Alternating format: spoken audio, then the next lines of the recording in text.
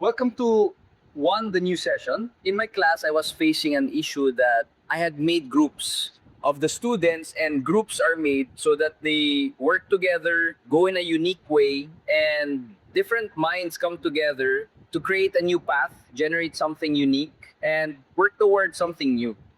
But the issue I'm facing is that only one student is working in the group, while the rest, they're not participating at all. If we're making groups or making them with the idea that now everyone will work together and instead of competing, they'll learn something on their own.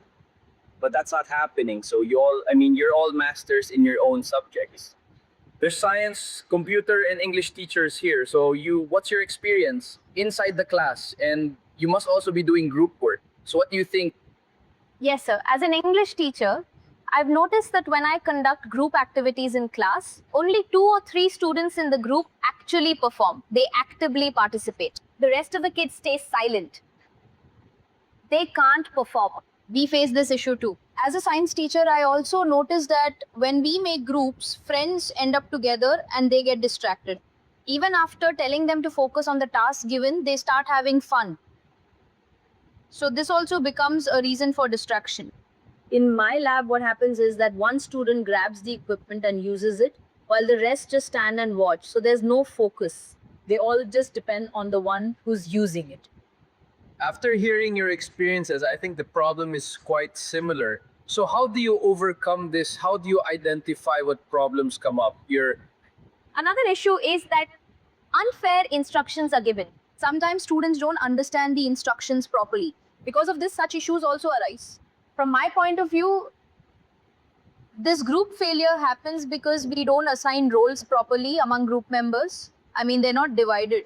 How much work each person has to do and what their task is. So, this is one reason for group failure. In my case, the issue is monitoring. I'm not able to go to every group and see them or upload their work. Too much happening. So, what issues do we have in this? Instructions aren't clear, some students are missing roles, and also not all students participate equally. And somewhere, even our monitoring is involved. One group gets more attention. Then, for one group, so this issue also comes up. We have highlighted the reason for their solutions, in my opinion. Suppose, like you mentioned about roles not being properly assigned.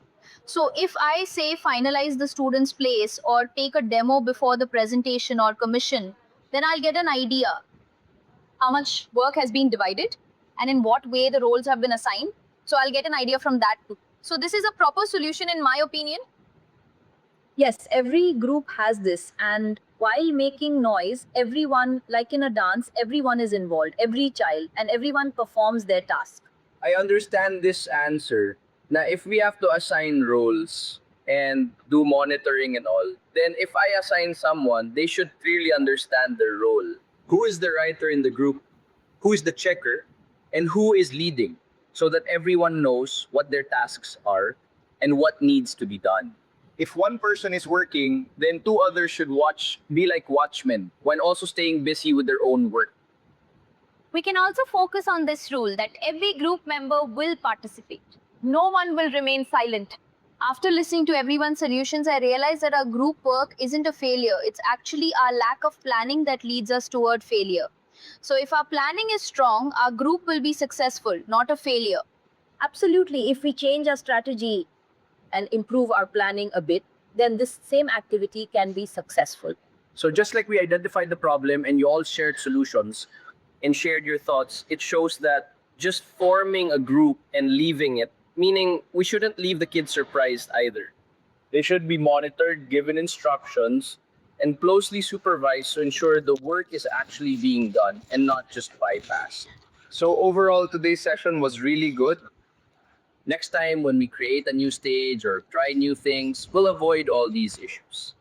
We'll try to fill all the gaps that were coming up.